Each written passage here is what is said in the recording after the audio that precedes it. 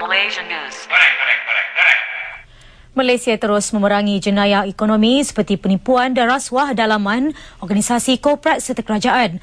Timbalan Menteri Dalam Negeri Datuk Cho Chee Heong berkata, pelbagai usaha oleh kerajaan minta maaf membendungnya terutama apabila membabitkan kaki tangan kerajaan dari libat dengan jenayah ekonomi.